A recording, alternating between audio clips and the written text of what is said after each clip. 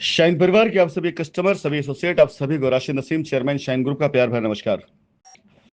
साथियों, जब से ये स्टे ऑर्डर आया है, कल जब मैंने सुबह सुबह इसके बारे में आप सबको सूचना दी, तो दिन भर जब तक स्टे ऑर्डर की कॉपी नहीं आ गई थी हाथ में, मेरे पास ऐसे कई मैसेजेस आते गए जो विरोधियों की भाषा बोला करते थे और जो ये कहा करते थे कि खबर झूठी है।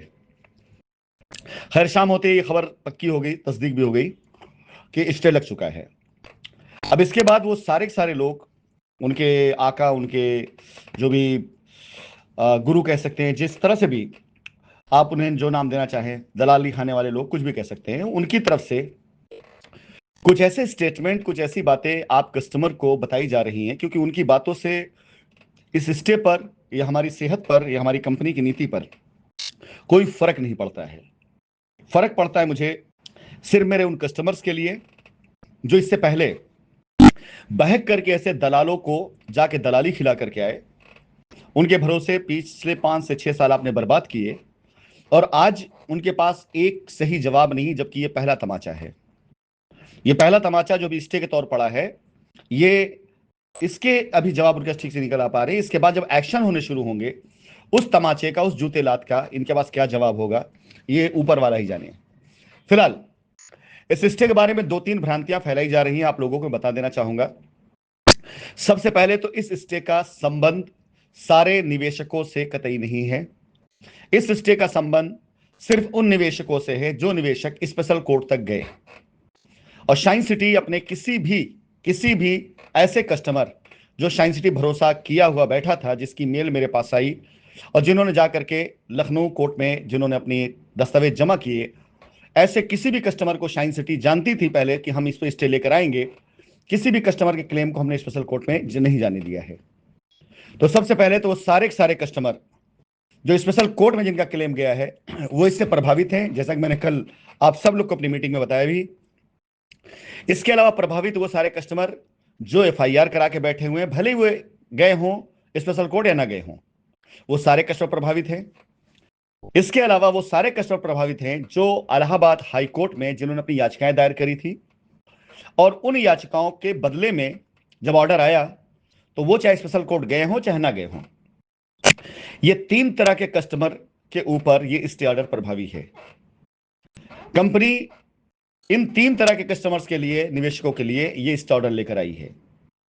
कंपनी हमारी है, जमीन हमारी है, लायबिलिटी हमारी है, जिम्मेदारी हमारी है, हम चुकाएंगे, हम निभाएंगे।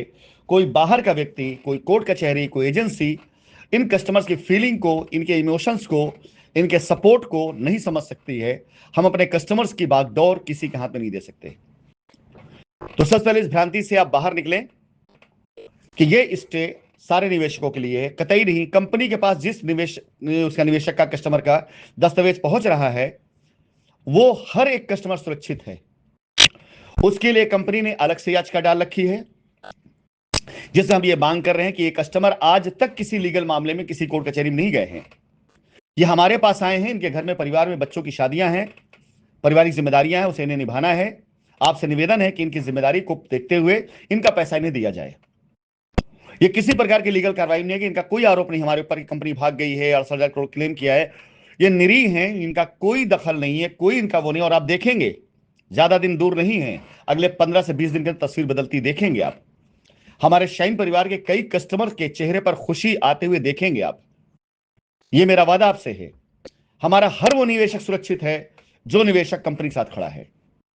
हर वो निवेशक सुरक्षित है जो निवेशक अभी जाकर कंपनी में अपने पेपर जमा करके आया है। हर वो निवेशक सुरक्षित है जिसने कंपनी के साथ विश्वास किया है और विश्वास साथ आगे बढ़ रहा है। हर उस निवेशक को उसके निवेश की धनराशि का फायदा उसी के अनुसार मिलेगा जैसा कंपनी का प्लान था। ना कोई कटौती होगी, ना कहीं कोई माइनस किया जाएगा, ना कोई समझौता होगा। हर एक निवेशक को उसके निवेश की गई धनराशि का फायदा उसी हिसाब से मिलेगा जैसा कंपनी ने उससे वादा किया होगा। यह हमारे निवेशकों को कंपनी की तरफ से एक तोहफा भी होगा, और आपके विश्वास की जो सबसे बड़ी एक पूंजी हमारी है, उसके बदले में कुछ कर सके हम, तो यह हमारे लिए सौभाग्य की बात होगी। अब आती बारी इन दलालों से एक सवाल पूछने का। अगर आपसे ये दलाल ये बात करते हैं या कहीं पर भी आपसे टकरा जाते हैं या कहीं पर भी सोशल मीडिया पर रूमर फैलाते हैं, तो एक सवाल करिए इनसे कि क्या राशिद नसीम या शाइन सिटी की औकात उनकी पोजीशन कोर्ट कचहरियों से बड़ी हो गई है कि हमने चाहा हम कस्टमर पैसा नहीं देंगे और पैसा नहीं मिलेगा लोगों को। कोर्ट अगर कोई ऑर्डर देती है तो क्या कोर्ट की जो बेंच है वो दलीलों को, सबूतों को नहीं देखती है? ऐसा स्टे ऑर्डर जिसके लिए आप इतना ज्यादा लोगों में रिवर फैला रहे हैं, क्यों आया? इसके पीछे की वजह क्या है? क्या राशिद नसीम या शाइन ग्रुप के कह देने से कि हम इनको पैसा नहीं देना चाहते, 1 रुपया नहीं देना चाहते, आप ऑर्डर दिए स्टे, क्या कोर्ट ऑर्डर दे देगी?